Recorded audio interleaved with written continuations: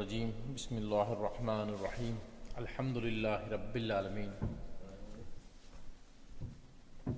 الحمد لله الذي هدانا لهذا وما كنا لنهتدي لولا أن هدانا الله الصلاة والسلام على سيدنا وحبيبنا ومولانا ونبينا على أبي القاسم مصطفى محمد وعلى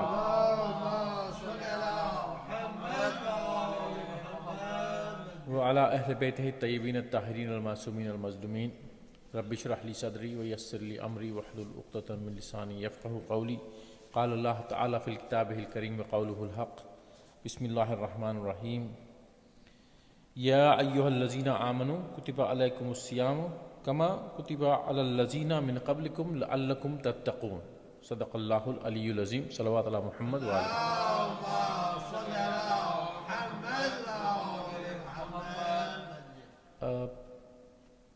First of all, I'd like to say my thanks and give my greetings to the people who are sponsoring today's iftar. Brother Malik Afzal, Marhum's family is sponsoring this iftar today. May Allah bless them, Marhum, and may Allah give them rewards for this iftar. May Allah give healing to all the people who are sick everywhere, especially the mu'mineen who are sick anywhere in this world, who are engulfed in this, epidemic or the pandemic that is going around. And may Allah give us all safety from this pandemic. May Allah increase the rizq of people who are looking for an increase in rizq. We are always dependent on Allah subhanahu wa ta'ala for the increase in our rizq. So may Allah increase everybody's rizq, and may Allah hasten the reappearance of the Imam Zamanu, inshallah ta'ala. My dear brothers, you've been listening to this recitation of this verse from Surah Baqarah regarding fasting. It says that, O people who believe, fasting has been prescribed to you as it was prescribed to the people before you, so that you may increase in taqwa or God consciousness or God wariness. We are now towards the end of the 25th of the month of Ramadan, right? I've got the date right, 25th of the month of Ramadan, and we are going to enter into the 26th inshallah soon. Now, over the past 25 days, have you noticed your taqwa increasing? It's time to start taking stock now. What have we done? What have we achieved? How do we increase our taqwa? Whatever effort we made, because this ayat has been recited from the Jummah before the month of Ramadan began, explaining the reason why the month of fasting has been prescribed to us. The ultimate goal being to increase in taqwa, increase in the awareness of God. Now the time is coming pretty soon where we will be saying goodbye to this year's month of Ramadan, and we need to find out for ourselves, for each one of us, have we actually increased in our level of God consciousness or not? That is a serious, we need to take stock of our work. What have we done? We have been hungry and thirsty and been trying to avoid bad and do more good. Have we actually increased something? The only way we can do something about taking stock is, if we had a goal at the beginning of the month, which you can measure now, that okay, this is what I wanted to achieve at the end of the month, this is what I have achieved now, or not have achieved, whatever it is. If we never had a goal, I remember speaking about goals in one of my initial sessions in the beginning of the month of Ramadan, that we have to have goals, and goals are only those things which are time-bound and measurable, and they are realistic. You can't have a goal of going to the moon now, because it is unrealistic. Even though you say, okay, I'll go by the end of the year, even then, you can measure it by the end of the year that you have not achieved it, but you knew it already because it was unrealistic in the first place to start with. If you're already an astronaut, if you're working in that environment, you're preparing for travel in space, then you could make a goal like, I need to go to the moon by this date or sometime or the other.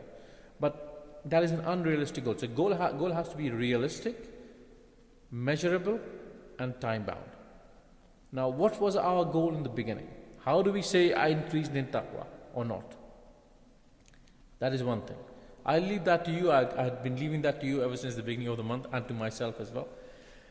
But now the point is, after this month of Ramadan finishes in the next 5 days, 4 days or 5 days, there won't be as many attendees in the Islamic Center as we have now. Because we come here, we do some Quran recitation, you all sit here patiently, listen to the dars that is happening or the majlis that is going on. And then we do a salat and we take tabarruk to eat our iftar, and then we go home, which is a nice feeling to be together in these very difficult times. But how do we keep our whatever taqwa we have gained after the end of the month? That is the question now. How do we keep it, or how do we maintain it, or even increase it? We have been praying in the night of Qadr that, Allah, do this for me, please give this to me, make me this, make me that. The real nitty-gritty of practicalities of life is how do we do it, keep doing it. Because we don't want to fritter away anything which we have gained this month, and we start all over again back to square one next year at Ramadan, if Allah gives us the tawfiq to see it again. We don't want to start from zero again. We want to start from the next building block. We want to build on what we have already built. We don't want to shatter what we have built and then start all over again. That's like no return on investment. The business people who are here, there's no return on investment. That means you suffer a loss. And we don't want to suffer losses. We want to increase in our profits. And the only way to increase in our profits is by building on what we have already built. And as we grow older, the people who are older, they know we have seen many years of the months of Ramadan passing by. Can we say that we have built on our taqwa? Can we say that we have built on our knowledge, on our ilm, on the marifah of the Imam? Have we got closer to Allah subhanahu wa ta'ala by taking attributes of Allah subhanahu wa ta'ala in our character, in our personality? So all these things have to be taken stock of. But the main thing that I want to point out now in the next 10 minutes before we finish is how we maintain and how we have practical ways of keeping whatever we have gained. First things first, this Quran circle that we have every evening is not going to happen again after the month of Ramadan. That is a serious possibility now. That is the plan basically, that we won't be sitting here doing Quran anymore every day. Maybe on Thursday evenings we will, inshallah we will. But the Quranic circle of brothers is not going to happen as a rote every day. But the main thing we need to do now is to keep in touch with the Quran.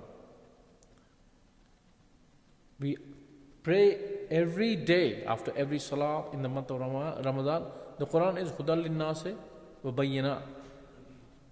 So it is a guiding light. It is clear indications, clear words written on it for us, for our guidance. We can't stop getting guided. Just the Quran is not for every month of Ramadan only. It is for the whole year. I know we are all a bit smiling and every year in the month of Ramadan, I finish one Quran. After that, we don't need guidance. It is all done, is it? Astaghfirullah Rabbi wa atubu alayh. What we need to be is that, as Rasulullah sallallahu alaihi wasallam said,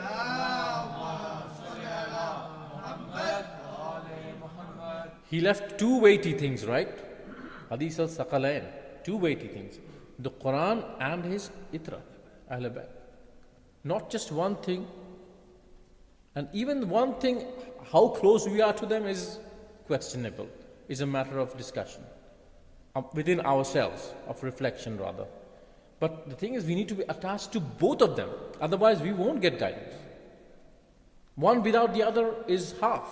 It's like a coin which has only one side. That's not a coin, is it? A coin needs to have two sides, then only it's a coin. So, we need to have both sides of the coin with us all the time.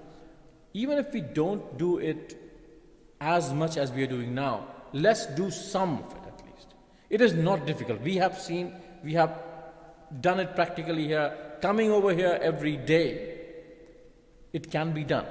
Why can't it be done on our own then, for a little bit of time? We don't even have to travel here. We can do it at home, just a little bit maybe, one page maybe, something. And also try to understand the meaning of that page. That's the main thing. Let's understand it, because understanding it will only give the guidance. Without understanding, then you can become a Quran, Hafiz a Quran, and go and get a job doing Taraweeh. That is not the intention, right? The intention is to get the Quran into our hearts and mind in such a manner that it gives us guidance. And the more guidance we have, the closer we get to Allah subhanahu wa ta'ala. The awareness is there. Salawat ala Muhammad wa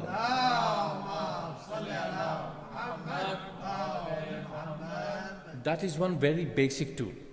Very basic tool. In this month, I am certain everybody has done extra prayers. People do wajibat because they have to do it. If they don't do it, they'll be punished. Right? Many of us fall in love with the namaz and we do the wajibat for the love of it. Those kind of people are fewer. As you will know, I'm not talking something in Latin or Greek. You all know, people do the wajibat because they have to do it. It is important that we have to do it. Whether it's fear or whether it's reward, but very few people love it to do it for the sake of the love of doing it. Forget that aspect of it for now. At least we do the wajibat. Inshallah, we have Allah as the sole reason for doing the wajibat. However, in this month, many of us, actually most of us, have tried to do extra salat to get close to Allah subhanahu wa ta'ala. Maybe our intention is because each namaz or each salat has 70 times the reward. Fine. But we did extra. We did extra. Let's maintain some of it. For example, if we do the Fajr salat, 2 rakat wajib, the 2 rakat before that is extremely important. It is still mustahab, it is nafl. But the value of that salat is almost like a wajib. In riwayah it is mentioned that it is almost as heavy as the wajib, apart from the fact that there is no punishment for not doing it. If you don't do it, you don't get punished. For any nafl for that matter. But the weight of the Fajr, the nafl of the Fajr salat is extremely heavy. And that's only 2 rakat. So let's keep some of our nafl going on to increase the benefits that we can gain from that. So that's one thing. And if many of us are doing the Salatul Layl, let's see if we can continue doing it. Because there have been hadiths from Rasulullah sallallahu alaihi wasallam that somebody came to ask him, I have this problem, what do I do? He said, do Salatul Layl. Somebody said, I have this problem, what do I do? Rizq, illness, relation issues, not keeping good relations with somebody, Salatul Layl, Salatul Layl, Salatul Layl. Everything Rasulullah sallallahu alaihi wasallam said, do Salatul Layl. So that means it has certain benefits, because at that time of quietness and loneliness, we are only connecting with Allah subhanahu wa ta'ala. And anybody who will do it for the love of Allah subhanahu wa ta'ala. Because nobody is going to get up from a nice sound sleep from the blanket to get up and do Salatul Layl unless and until he really loves it or she really loves it. In the morning prayers, it is very hard to lift that blanket. There is a meme going around, I've seen it, it's very effective, at least it affected me very badly. Very badly in a very good sense, In the sense that it says that you might be the strongest person on earth. You can lift this, you can run this much, whatever.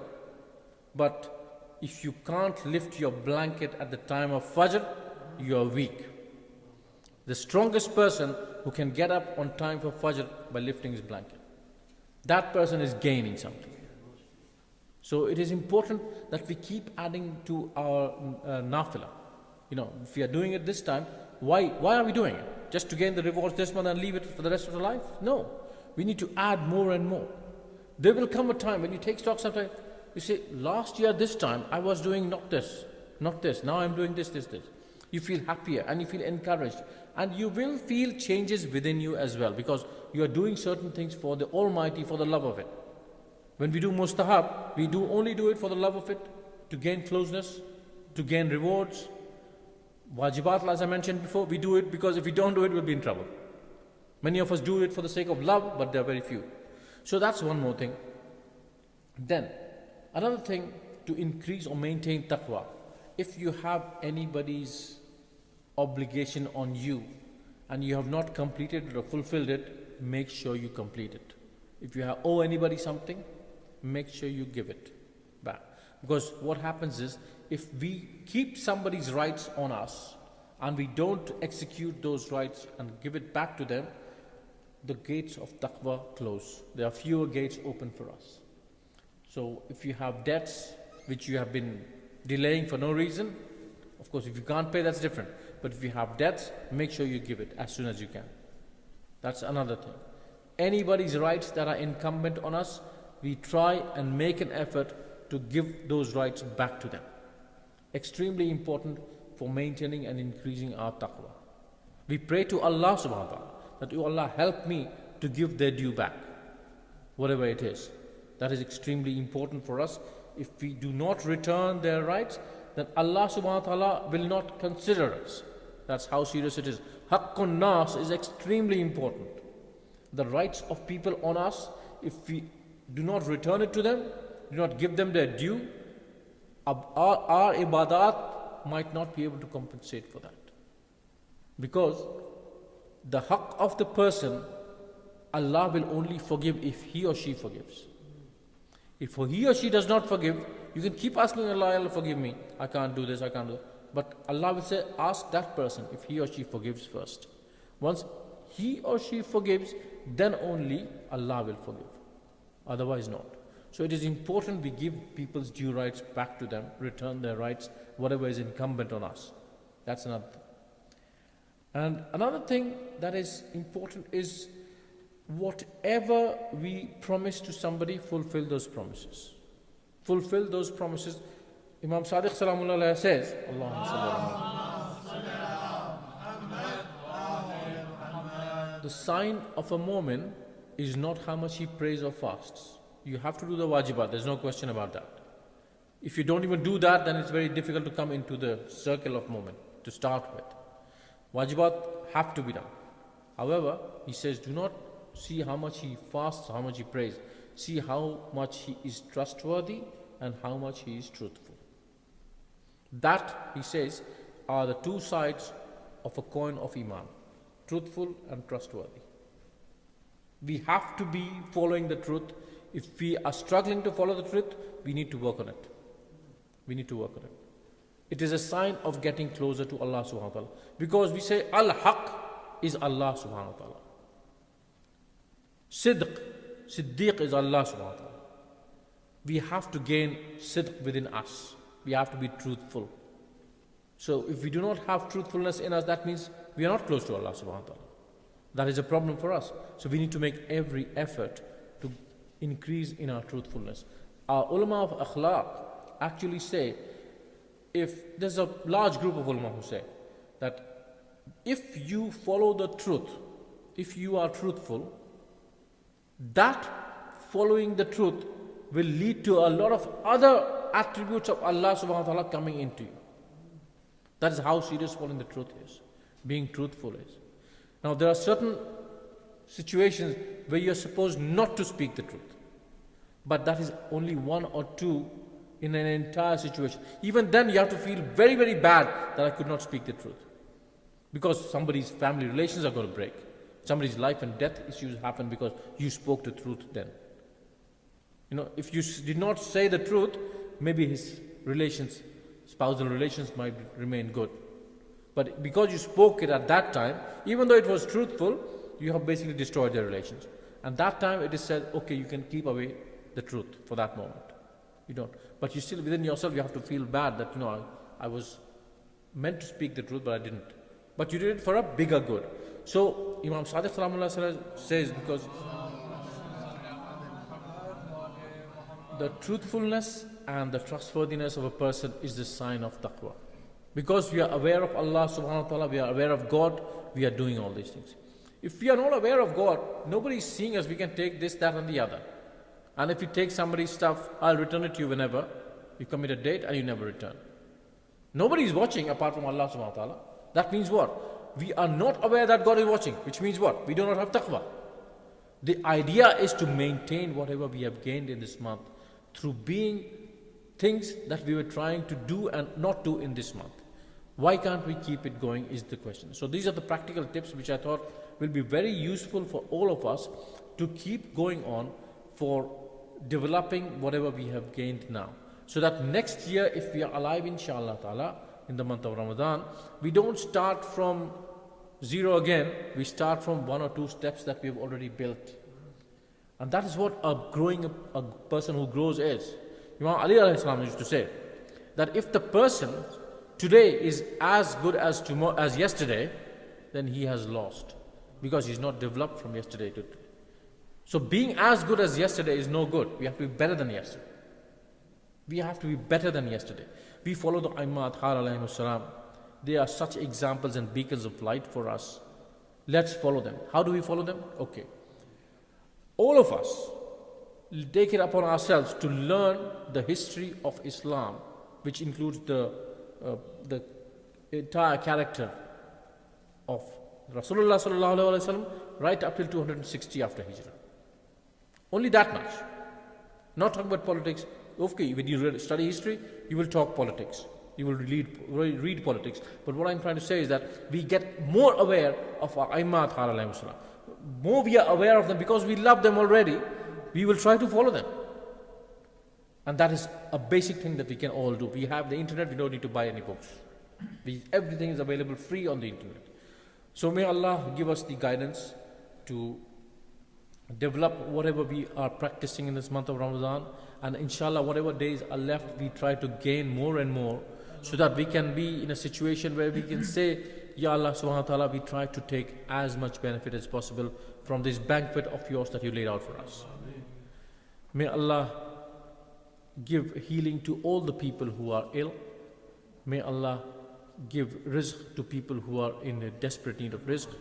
May Allah give guidance to us and keep us following the right path that the A'immat alayhi salam told us to follow from Rasulullah sallallahu alaihi wasallam. ربنا تقبل منا إنك أنت السميع العليم